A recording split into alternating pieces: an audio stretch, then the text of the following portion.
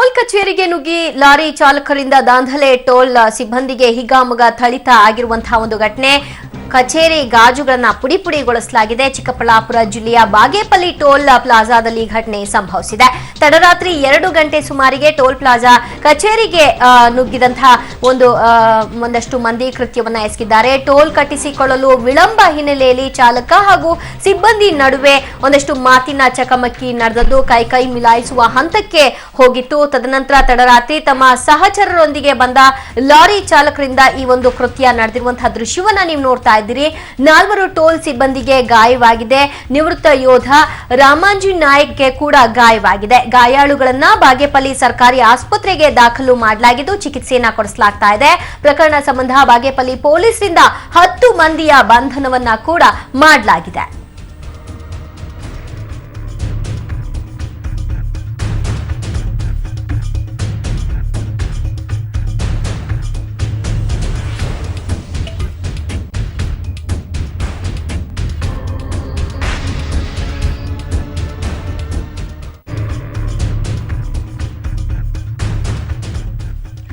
ಈ ಬಗ್ಗೆ ಹೆಚ್ಚಿನ ಡೀಟೇಲ್ಸ್ ಕೊಡ್ತಾರೆ ನಮ್ಮ ಪ್ರತಿನಿಧಿ ಮುದ್ದು ಕೃಷ್ಣ. ಟೋಲ್ ಪ್ಲಾಜಾದಲ್ಲಿ ತಡರಾತ್ರಿ ನಡೆದಂತಹ ಘಟನೆ ಸಂಬಂಧ ಪೊಲೀಸರು ಇಮಿಡಿಯೇಟ್ ಆಗಿ ಅವರನ್ನ ಬಂಧನಕ್ಕೆ ಒಳಪಡಿಸಿದ್ರಾ ಅಥವಾ ಈ ಒಂದು ವಿಡಿಯೋ ಆಧಾರವಾಗಿ ಇಟ್ಕೊಂಡು ಅವರನ್ನ ಅರೆಸ್ಟ್ ಮಾಡಿದ್ದಾರಾ, ಹೇಗೆ?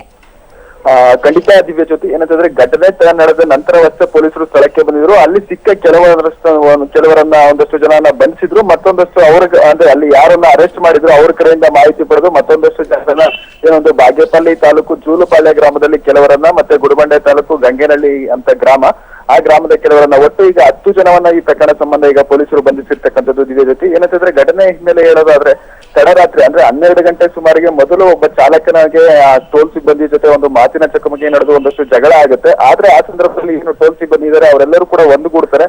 ಹಾಗಾಗಿ ಈತ ಚಾಲಕ ಏನಿದ್ದ ಆತ ಒಬ್ಬನೇ ಆಗಿರೋದ್ರಿಂದ ಏನೋ ಮಾಡ್ಲಿಕ್ಕಾಗಲ್ಲ, ಒಂದಷ್ಟು ಜಗಳ ಆಗಿ ಸುಮ್ಮನೆ ಹೋಗಿರ್ತಾನೆ.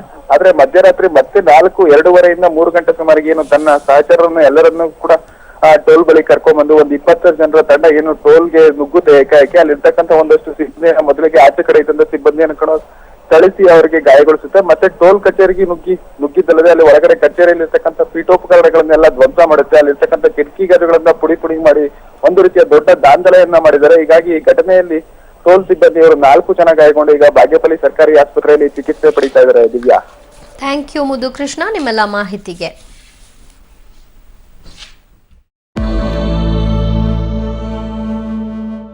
ಇರಾನಿ ಅವರು ಈ ಮೇಟಿ ಅವರ ಕೇಸ್ನಲ್ಲಿ ಮೇಟಿ ಅವರನ್ನ ಭೇಟಿ ಮಾಡಿ ಸುಭಾಷ್ ಅವ್ರ ಜೊತೆಗೆ ಸಂಧಾನ ಮಾಡಿಕೊಳ್ಳಿ ಅನ್ನುವಂತ ಮಾತುಕತೆ ನಡೆಸಿದ್ರು ಅನ್ನುವಂತ ವಿಚಾರಕ್ಕೆ ಸಂಬಂಧಪಟ್ಟಂತೆ ಮಾಜಿ ಮಂತ್ರಿಗಳಾದಂತಹ ಮುರುಗೇಶ್ ನಿರಾಣಿ ಪಬ್ಲಿಕ್ ಟಿವಿ ಜೊತೆ ಮಾತನಾಡಿದ್ರು. ಅವ್ರು ಏನ್ ಹೇಳಿದ್ರು ಅನ್ನೋದನ್ನ ಕೇಳಿಸ್ಕೊಳ್ಳೋಣ ಬನ್ನಿ. ಒಂದು ಬ್ರೇಕಿಂಗ್ ನ್ಯೂಸ್ ಬರ್ತಾ ಇದೆ ಅಂತ ನೋಡೋಣ ಬನ್ನಿ.